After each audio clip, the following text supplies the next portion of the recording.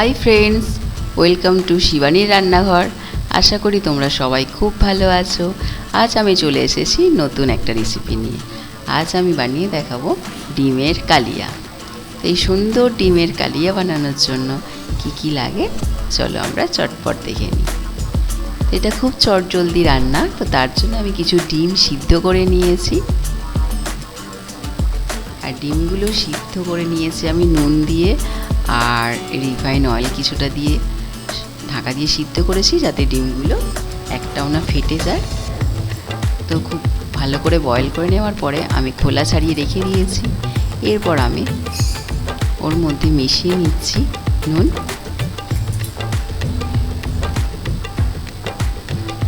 আর অল্প হলুদ।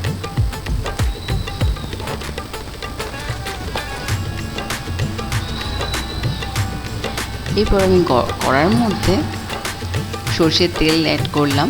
সর্ষের তেলটা কড়াই গরম করতে দিয়ে নুন হলুদ দিয়ে ভালো করে ডিমগুলো মিশিয়ে নিয়ে এক এক করে তেলের মধ্যে ছেড়ে দিলাম। এরপর আমি ডিমগুলোকে উল্টে পাল্টে ভালো করে লাল লাল করে ভাজবো।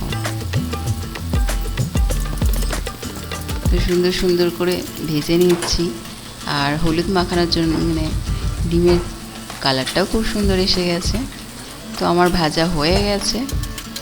এরপর আমি ডিমগুলো একটা প্লেটের মধ্যে তুলে নেব। এরপর তেলের মধ্যে আমি দিয়ে দিচ্ছি তেজপাতা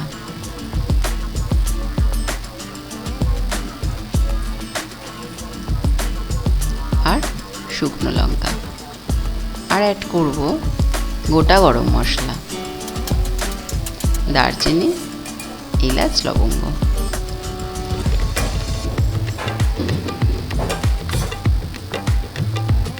এরপর ওটা ভাজা হলে তার মধ্যে অ্যাড করে দিচ্ছি কুচিয়ে রাখা পেঁয়াজ। পেঁয়াজগুলো আমি লম্বা লম্বা করে পাতলা পাতলা করে কেটে নিয়েছি। ডিমের কালিয়াতে এরকম পেঁয়াজ হলে খুব ভালোভাবে মাখা মাখা সুন্দর লাগে। পেঁয়াজগুলো আমি ভালো করে ভেজে নেব। পেঁয়াজগুলো পালট করে ভালো করে ভেজে নিয়েছি, ব্রাউন ব্রাউন কালার এসেছে।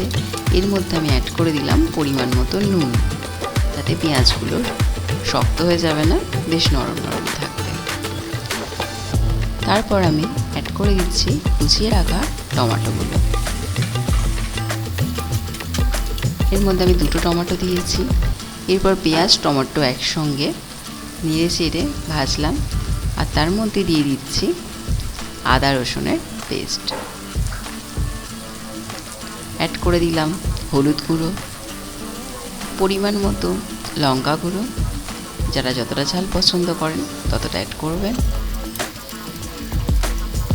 এরপর আমি সমস্তটা মিশিয়ে ভালো করে কষতে থাকলাম। ভালো করে কষিয়ে নিতে হবে, টমেটোগুলো বেশ ভালো করে ম্যাশ করে নিতে হবে, যাতে শক্ত শক্ত না থাকে। টমেটো পেঁয়াজ বেশ মাখা মাখা হয়ে গেছে। সমস্ত মশলা ভালো করে কষার পরে আমি ওর মধ্যে অ্যাড করে দিচ্ছি উষ্ণ গরম জল। যে কোনো রান্নাতেই গরম জল অ্যাড করলে রান্নার ফ্লেভারটা বেশ ভালো থাকে। এবার সমস্তটা ফুটতে শুরু করলে আমি তার মধ্যে ভেজে রাখা ডিমগুলো অ্যাড করে দেব। এটা একটা চটজলদি রান্না, খুব কম উপকরণে খুব সহজেই অল্প সময়ে হয়ে যায়। এরপর আমি ডিমগুলো ভালো করে নেড়ে চেড়ে নেব।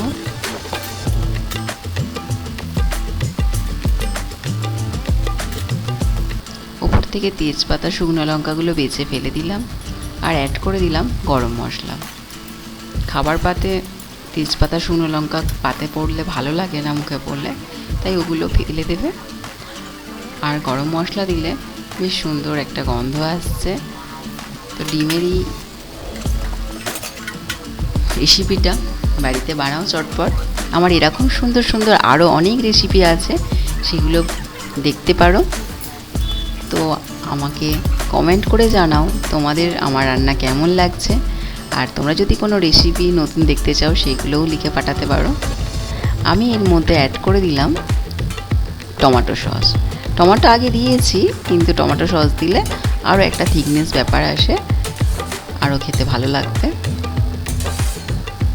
বেশ মাখা মাখা ব্যাপার, কালারটাও বেশ সুন্দর আসছে, দেখে জিভে জল চলে আসছে। ডিমের এই কালিয়া হয়ে গেছে, আমার ডিমের কালিয়া পুরো একদম রেডি। তো চলো সার্ভ করা যাক। একটা প্লেটের মধ্যে সার্ভ করে নিচ্ছি। প্লেটের মধ্যে তুলে নিলাম আমার ডিমের কালিয়া। যেমন কালার সুন্দর এসছে তোমরা দেখতেই পাচ্ছ, খুবই আমি আর এটা খুব সুন্দর গন্ধও বেরোচ্ছে। তো ডিনারে এরকম ডিমের কালিয়া বানিয়ে ফেলতে পারো, রুটি, পরোটা, লুচি সমস্ত কিছুর সঙ্গেই খুব ভালো লাগবে।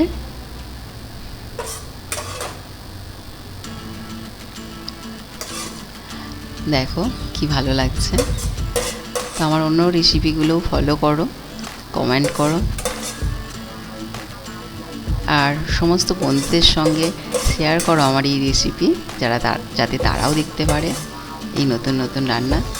আর অবশ্যই সাবস্ক্রাইব করতে ভুলবে না, যাতে আমার নতুন রেসিপিগুলো তোমাদের কাছে চলে যায়। তো লাইক করো, শেয়ার করো, সাবস্ক্রাইব করো। দেখা হচ্ছে নেক্সট ভিডিওতে। ততক্ষণ টাটা, ভালো থেকো, গুড নাইট।